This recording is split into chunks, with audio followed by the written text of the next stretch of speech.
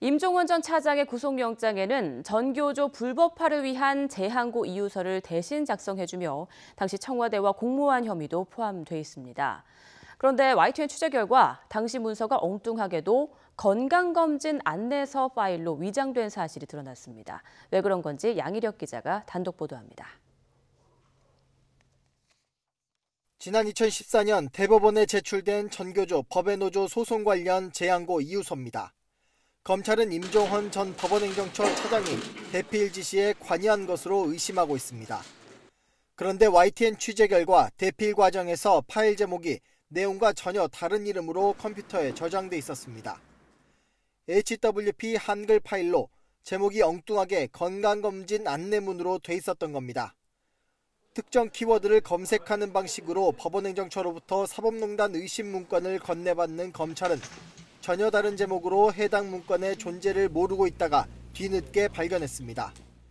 임 전 차장의 지시로 문건을 만든 심의관은 검찰 조사에서 문제가 될까 무서워서 제목을 바꿨다고 진술한 것으로 알려졌습니다.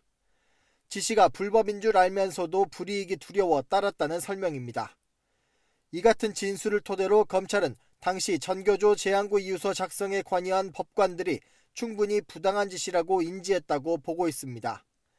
압수수색으로 확보한 임종헌 전 차장의 USB 문건을 토대로 수사한 검찰은 김종필 당시 법무비서관 지시로 만들어진 전교조 재항고 이유서 문건이 법원행정처 협조로 수정과 보완을 거쳤다가 고용노동부 손에 건네진 다음 대법원에 제출된 것으로 파악하고 있습니다.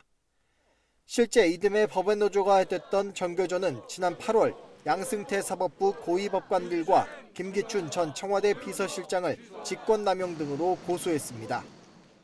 검찰은 재항고 이유서 작성 지시가 임종헌 전 차장이 심의관에게 의무에 없는 일을 시킨 분명한 사례라고 판단하고 주요 혐의로 구속영장에 포함했습니다. YTN 양일혁입니다.